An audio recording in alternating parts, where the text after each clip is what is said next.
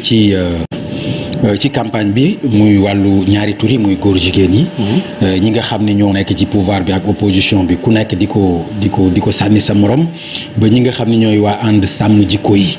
génn nañ ci def une déclaration sollicité pour que ñu bañ a votel ñi nga xam ne ñooy waa Benno Bokk Yaakaar wala ñeneen. ban gis-gis nga am ci wàll boobu ak taxawaay bi nga xam ni ànd sàmm jikko yi am nañ ko ci élection législative. li ma ciy wax daal mooy contacté nañu ma di ma signéloo kayit yooyu nga xam mooy xaatim seen position par rapport ak loolu te signé naa ko. en tant que musulman. parce que demain ñun kenn donc la ñuy jàkkaar loolu muy suñu borom. sans réserve nga ko signé. sans réserve yónnee naa leen ko aussi. loolu parce que Ousmane Sonko daf ko signé ak des réserves moom. waaw man sans réserve laa def. ndax waxtaan bi dafa xóot loolu mën a mbóob ci ñoom li ñu bëgg ak fi ñu jëm.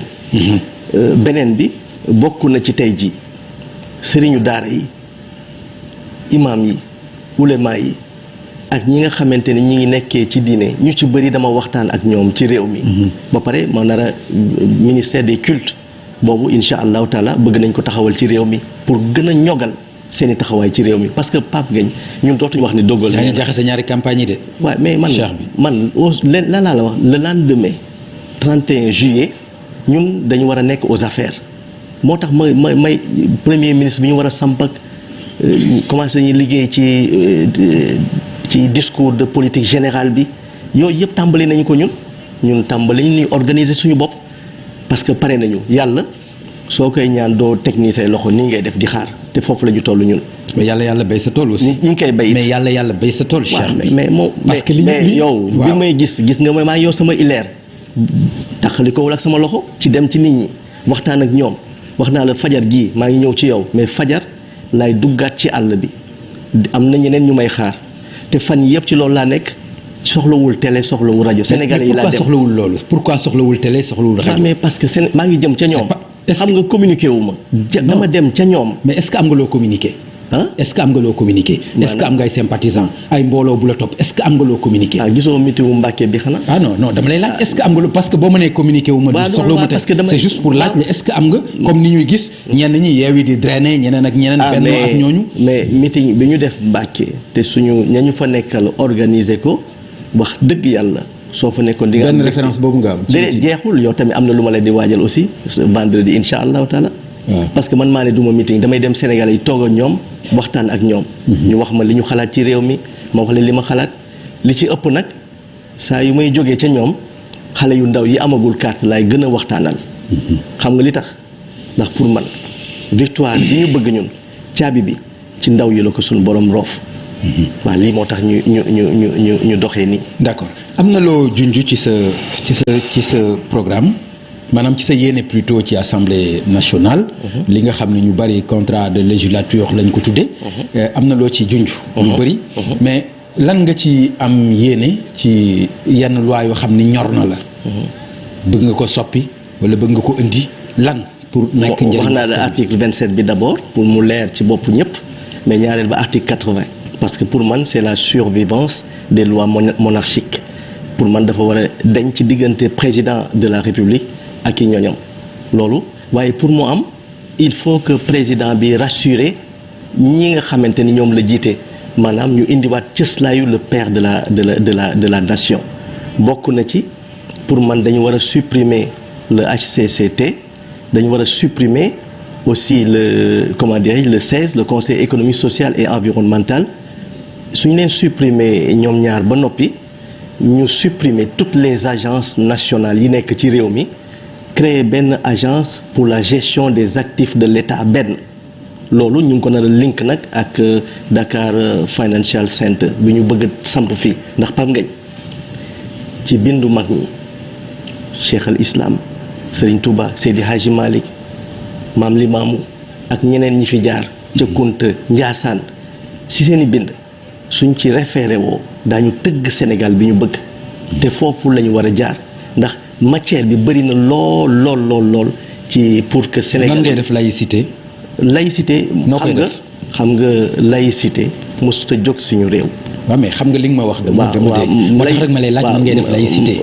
ni ma koy def.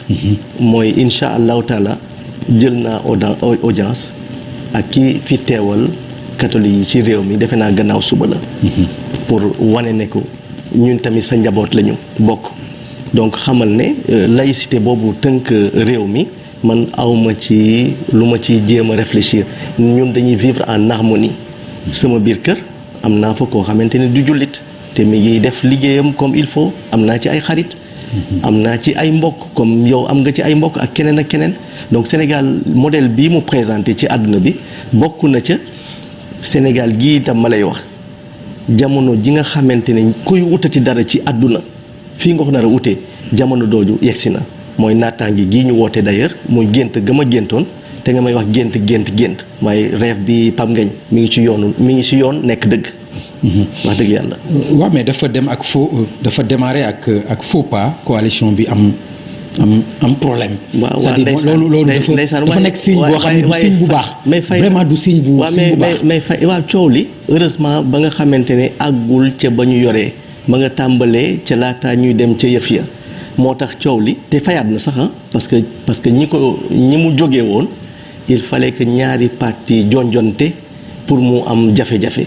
mais man du ma jonjonte wax dëgg yàlla su fekkee am na sax lu ñu yegg seen i biir xol yaakaar ne maa ko def maa ngi jéggalu ci ñoom waaye ñoom i tamit jéggal naa leen bépp réeroo boo xamante ne am na ci mbir mi sa émission laa ko defee waaye ni ñu avancé rek ñoom ñu liggéey seen yoon man maa ngi liggéey sama yoon aussi. Cheikh bi am nga yéene ci majorité à l'Assemblée nationale am nga yéene boobu. mais une fois à l'Assemblée nationale bu fekkente ni majorité bi amul. wala sax mu am est-ce que yaakaar nga collaborer ak Benno Bokk Yaakaar à l'Assemblée nationale. mais Pape Ngagne li nga ma war a laaj jamono ji su ma ko defee wor Sénégalais yi. dama dem ci ay dëkkaan man bu kenn jamono ji compter ci man ci façon gi démarche yooyu pour man président Macky Sall def na 10 ans ak yu teg fukki weer ak juróom moo ko desee man pour man dañu war a rafetal rek mu jeexal mandat bi une nouvelle génération ñëw jël yëf yi il est encore jeune waxuma ko nag ay waxi ñàkki teggin jaru ko Sénégal boobu du moom la ñu bëgg dem naa ci sëñ Mountakha nee na ma rafetlu naa sa doxalin Cheikh Mahi wax na ma loolu donc su demee moom en 2024 une nouvelle génération ñëw si seeni xalaat seen inspiration lu bees mën a teguwaat ci réew mi ñu ko ne doxal parce que Sénégal bi ñu bëgg kat Pape Ngagne bokk na ci yow sa yëngu sama yëngu ak yëngu keneen. ñëpp a gis ci seen bopp. d'accord Cheikh bi yow dégg naa la nga ne ku jaxasoo woon ak président Macky Sall nga. wallaay ndeysaan ku jaxasoo woon nga ak moom. waaw ni nga xamee nit ki. ndax mën nga njort mu dem ci troisième candidature wala mu génn ci troisième candidature. waaw des koy dimbali rek xam nga nit la te xam naa bëgg na gérer parce que ñi nga xamante ne ñooy les hommes avertis yi nekk ci monde bi xam nañu ne le prochain président du Sénégal qui sera élu en 2024 dafay dugg ci taarixu histoire Afrique ndax ni réew mi nara ballee ci neexaay mooy naataange bi ñu wax ni moom day tàmbale xam naa bëggoon na ko nag gérer pour dugg dans l'histoire mais malheureusement li ñu ko war a jagleel rek mooy accompagner ko donc mel ni infirmière buy pikiir yenn saa yi nga ne ko man de soxna si dama ragal pikiir mu fekk mi ngi diw wëtteen bi ndekee pikiir da la ba noppi noonu la ñu war a defanteeg moom tranquillement nag moom njabootam soxnaam ak seeni xarit wax dëgg yàlla parce que rassurer leen maanaam waaw ñu dem ndànk parce que li nar a xew ci réew mi moo ëpp solo fuuf nekk di topp lii ndaw lii xewoon fii li ball ci réew mi te nga wax ko naataange nga wax ko neexaay waaw mën na nekk bénédiction dëgg la mais mën na nekk malédiction parce que gis nañ ko fu bari foo xam ni bi fa lu mel nii balle musiba la fa indi ndax lu mel noonu itam njiit bu soppeeku mënu ko indi déedéet parce que gestion wu réew mi li ko war a njëkk lal ci cëstaayam mooy jàmm li ko war a lalaat mooy suñu kilifa diine yi dama lay wax stabilisateur sociaux yi pardon nga baal ma ñoom dañu war leen gën a wekk bokk na ci Pape Ngagne suñu amee yëf yi mu tegu suñu loxo li ñu nar a séq ak famille religieuse yi dañu koy séq ak ñoom te benn tënk du ci am maanaam mën nañu defal famille religieuse tey jii dara ci réew mi mu wëlbatiku demee wax ci RTS ne ànduma ki fi toog ñu kon ni da koy defal la ñu koy defal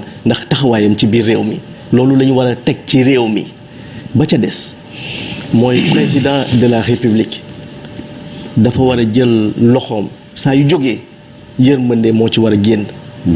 ba ca topp mooy ndeysaan balaa may ñëw ci yow ndax nit ñi yéeneetuma ma demaat ci kaso bi ñi ma dànkaafu moytul président day jàppaate te mun ngaa jógee foofu TFM mu fekk yónni na ay nit ca bunt ba ñu jëlaat la te su la jëlee bi yoon lii ak lii loolu peur boobu am ci diggante président de la République jikko boobu nga xamante ne dañ ko askanale léegi daañu fexe mu jóge ci réew mi ba président su tiimatee ay xale tiim ay mag dañuy gis yërmande bu mat sëkk bu jógee ci ki leen jiitu ba ñuy gëmaat di dundaat père de la nation seen diggante ki nga xam ne moo ko incarné.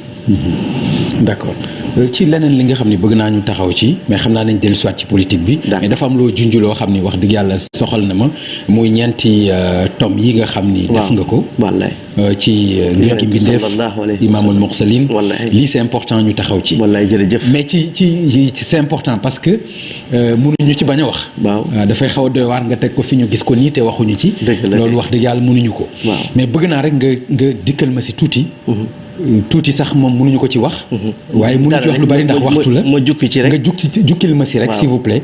après ñu eggale ci waxtaan. waaw d'abord téere yi c'est des réflexions théosophiques.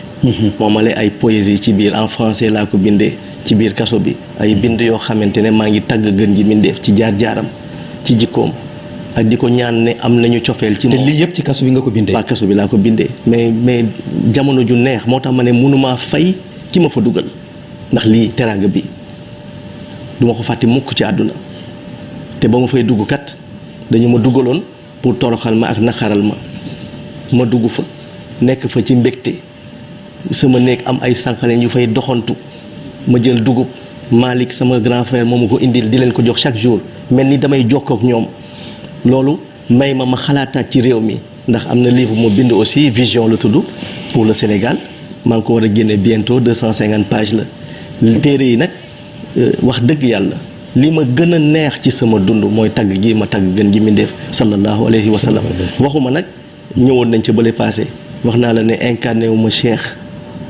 man taalibe laa bëgg doon ci lépp nag Pam Ngagne taalibe kese laa bëgg doon taalibe boobu ma bëgg doon ci diine moom mi tamit laa bëgg doon ci askan bi ak réew mi ma féete te Pam Ngagne kenn du ma ne kenn ma ëpp yéene ci réew mi am naa yéene ci réew mi bëgg naa partager aussi sama xalaat bii ma am ci réew bëgg naa ko partager ak Sénégalais yépp parce que pour man j'ai une grande vision boo xamante ne mën na changer Sénégal mais changer aussi l'Afrique te dama bëgg ànd ak Sénégalais yi am même vision que man maa ngi leen di gis ci biir àll bi amuñu tur mais am nañu xam-xam. pourquoi defoo ko ci législative yi xool Sénégalais coalition yoo xam ni itam bu nekk ngay def beneen. nga xool ni maanaam ber sama yoon pourquoi ma ber sama yoon. waaw te mënoon dem tabbi. waa man Yewwi wala feneen. waa man bi ñu avant ñu defal liste yi à quelques jours clôture kii dem naa seeti le ministre d'État Habib Sy suma xarit wax ko ne kat dama ñëwoon ziar si la ndokkeel la waaye bëggoon naa ñu xool naka la ñuy def ba ñun ñëpp ñu ànd. waaye yàlla def aussi dellu siwul parce que wax dëgg yàlla ñu ci bëri ci politiciens yi aussi man dañu maa xeeb ci wàllu xëy na amul nit amul kii